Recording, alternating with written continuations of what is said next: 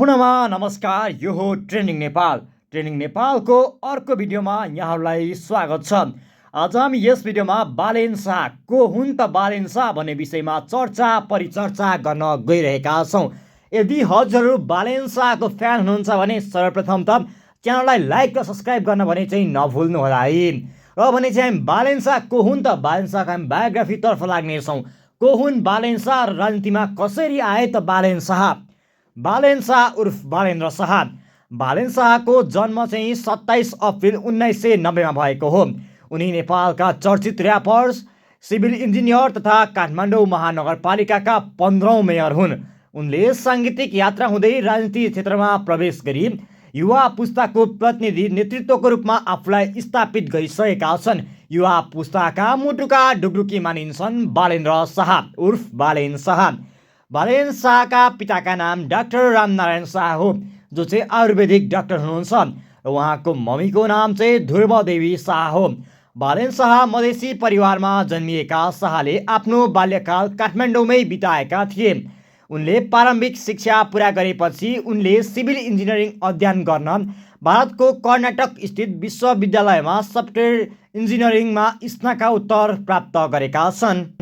बालेन शाह सानैदेखि कवितामा रुचि राख्ने व्यक्ति हुन्। उनले स्कुल पढ्दादेखि नै कविताहरू लेख्ने गरेको पाइन्छ। र उसको सङ्गीतको रुचिको कारण भनेको उनले 2012 सालदेखि ऱ्याप हिपहप क्षेत्रमा सक्रियता जनाएका थिए।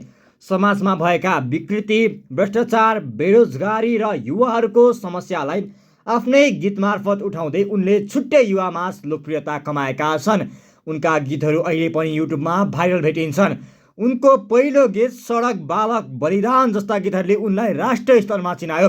राष्ट्रिय गायकका रूपमा उसलाई उनै गीतहरूले स्थापित गरेको भन्दा केही फरक भने नपर्ला। बालेन शाहले ऱ्याप गीत गाउँदा ताका नै युवाहरूको समस्यालाई उजागर गर्दै आएका छन्। युवाहरूले भोग्नु परेको बेरोजगारीको समस्या, देशमा बढ्दो भ्रष्टाचारको कुरालाई उनले गीतमा समेट्ने गरेको पाइन्छ। यही कुराले गर्दा पनि उनी राजनीतिमा आकर्षण भएका हुन्। राजनीतिमा युवाको सक्रियता हुनुपर्छ भनेर उनी राजनीतिमा प्रवेश गर्ने निर्णय गरेका हुन्। उनले नेपाली राजनीतिमा 2079 सालको स्थानीय तहको निर्वाचनमा काठमाडौँ महानगरपालिका मेयर पदका लागि स्वतन्त्र रूपमा उम्मेदवारी दिएका थिए। उनको उम्मेदवारसँगै उनको हाइप अझै धेरै वृद्धि हुँदै गएको थियो र उनको सिको गर्दै धेरै पार्टीहरू पनि खोलिएको पाइन्छ नेपालमा। बालेन शाह युवाहरूका लागि एक प्रेरणा र ढुकढुकी हुन्। ठुला राजनीतिक दलका उम्मेदवारहरूलाई पनि उनले पछि पार्दै ऐतिहासिक जित हासिल गरेका हुन्। कसैले पनि नगरेको आँट मेयर बालेन शाहले एक्लै गरेर मेयर पद हासिल गरेका हुन्, जसले नेपाली राजनीतिमा नयाँ सम्भावनाको समेत सङ्केत गरेको थियो।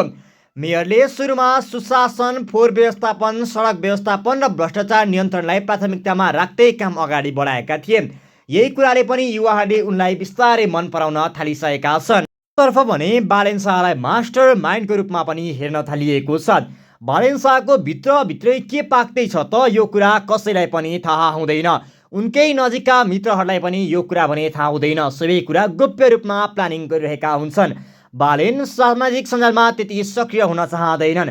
उनी भित्रभित्रै काम गर्न मन पराउने व्यक्तिमध्ये पनि हुन्। तर कहिलेकाहीँ बालेन्द्र शाह आफूले नै गरेको पोस्टले विवादमा आउने गरेको पनि पाइन्छ। केही क्षण अगाडि बालेन शाहको पोस्ट फक अमेरिका, फक नेपालका विभिन्न पार्टी भन्दै लेखेकाले उनलाई अझै धेरै नै उनलाई विवादमा तानेको थियो। र जेनजी आन्दोलनको क्रममा जनसक्रिय बालेनलाई सिंहदरबार आगो लागि भएपछि राजनीतिक दलले खेदो खन्न सुरु गरिसकेका थिए। तर पनि बालेन्द्र शाह भने पछि हटेका भने छैनन्। बालेन्द्र शाहको व्यक्तिगत जीवनको बारेमा कुराकानी गर्नुपर्दा बालेन शाह सबिना काफ्लेसँग विवाह बन्धनमा बाँधिएका छन् र उनीसँग एक सुपुत्री पनि जन्मिएकी छिन्। उनी पारिवारिक जीवन र सार्वजनिक जीवनलाई सन्तुलनमा राख्दै आफ्नो कर्तव्य निर्वाह गरिरहेको पाइन्छ। बालेन शाह केही क्षण अगाडि मात्रै जनताको जनभावना अनुसार राष्ट्रिय स्वतन्त्र पार्टी उर्फ रासपासँग 7 बुँदे सहमति गरेर चुनावमा जाने तयारीमा गरिसकेका छन्। उनले भने मेयर पदबाट राजीनामा दिएसँगै काठमाडौँको मेयरमा उपप्रमुख सुनिता दङ्गोल चयन भइसकेकी छिन्। त्यस्तै बालेन्द्र शाह मञ्चबाट सहरको नेतृत्वसम्म पुग्ने प्रेरणादायक कथा हो। बालेन शाहबाट जो कोहीले पनि यो कुरा सिक्न जरुरी छ। नेपाली युवाहरू अब जाग्न जरुरी छ। बालेन शाह जहाँदेखि उठ्छन् उनलाई त्यहाँ विजय गराउनु युवाहरूको कर्तव्य स्वरूप बनेको छ। र हजुर बालेन शाह कुन ठाउँबाट उठ्नेछन् त यो कुरा चाहिँ कमेन्ट गर्न नभुल्नुहोला। र आजको ट्रेन्डिङ नेपाल हामी यहीँ सकाउँछौँ। फेरि पनि हामी ट्रेन्डिङ नेपालको साथमा अर्को भिडियो लिएर उपस्थित हुने नै छौँ।